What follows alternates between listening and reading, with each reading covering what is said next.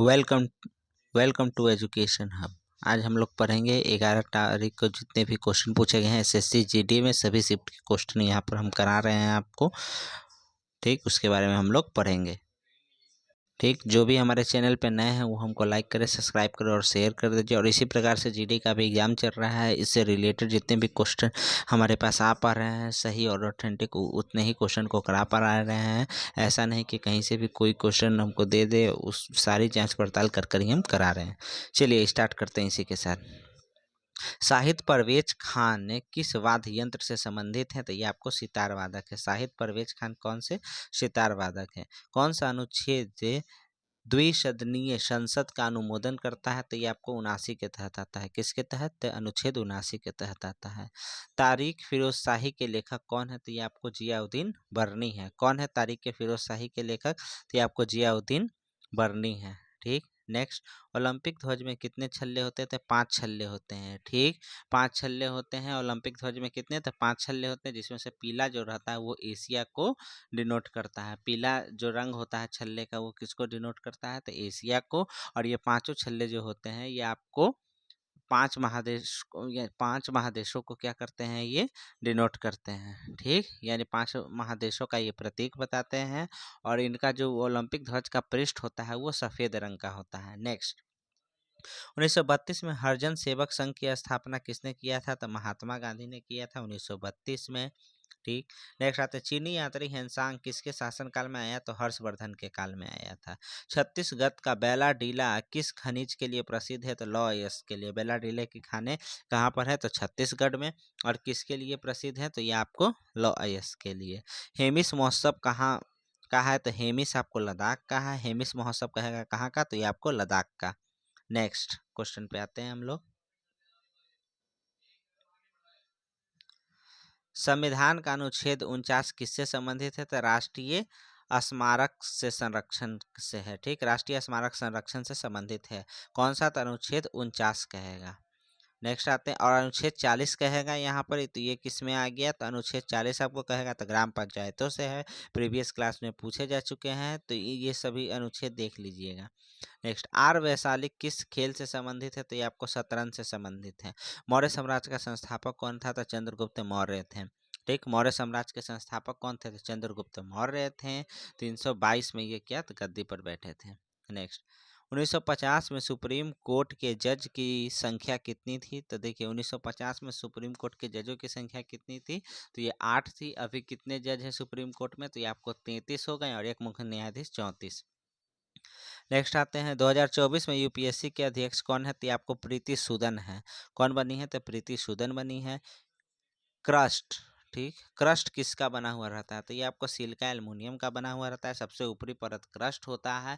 इसमें अगर पूछा जाए क्रस्ट में क्या सबसे ज़्यादा पाया जाता है ऊपर वाले भाग में या भूप्रपट्टी पे कहेगा तो ऑक्सीजन हो गया।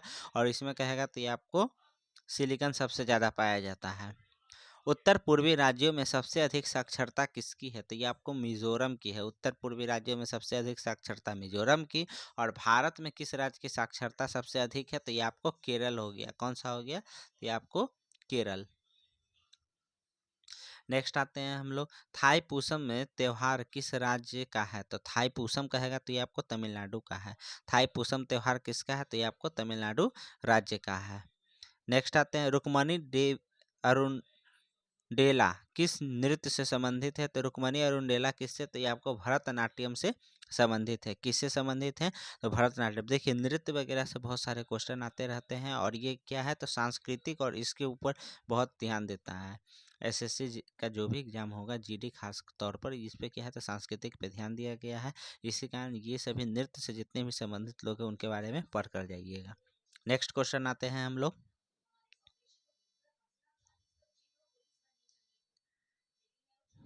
यामिनी कृष्णमूर्ति किस नृत्य से संबंधित है? तो भरतनाट्यम और कुचिपुड़ी दोनों नृत्यों से संबंधित हैं। ठीक, और देखिए यामिनी कृष्णमूर्ति के बारे में कुछ और फैक्ट्स हैं, उसको पढ़ लेते हैं।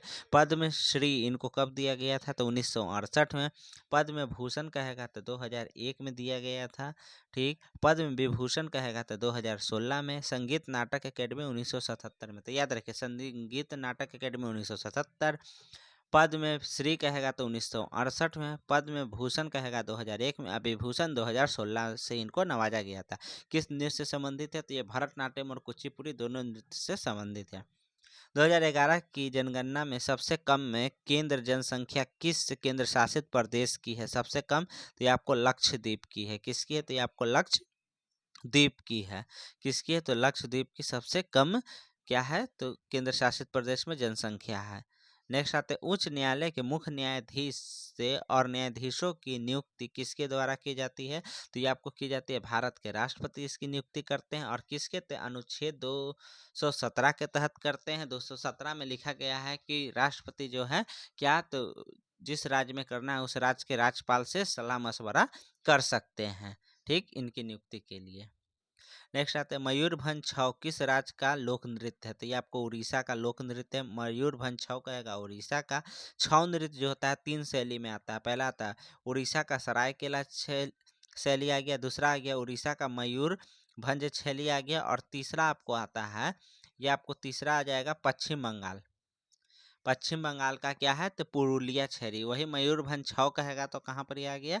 तो मयूरभंज छौ का बात किया है तो ये आपको ओडिशा में आ गया।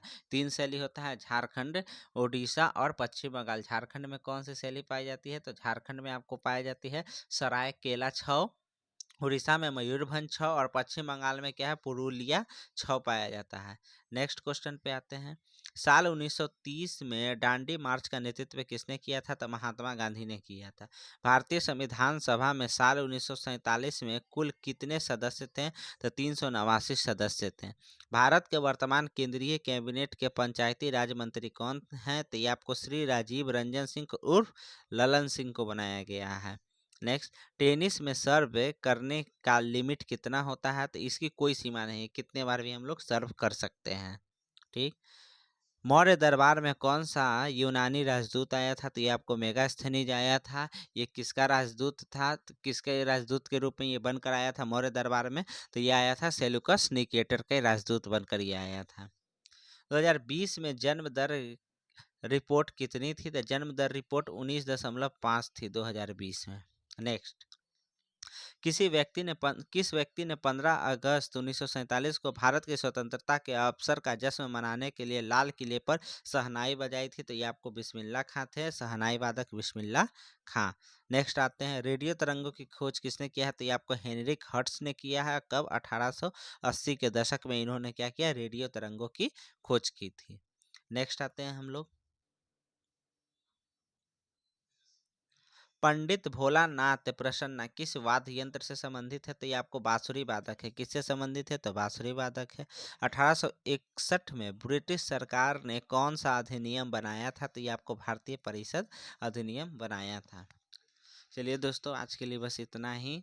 जितने क्वेश्चन हमको मिल पाए उतने क्वेश्चन हमने आपको करा दिए हैं। ये आपको 11 तारीख के शिफ्ट में पूछे गए थे सभी क्वेश्चन एसएससी जीडी के। और भी क्वेश्चन इसी प्रकार से हमको मिलते रहेंगे, हम आपको कराते रहेंगे डे बाय डे। उसके लिए थैंक यू, शुक्रिया। जो भी हमारे चैनल पर नए हुए लाइक सब्सक्राइब और शेयर कर दीजिएगा इसको, और बेल आइकन प्रेस कर दीजिएगा। Thank you.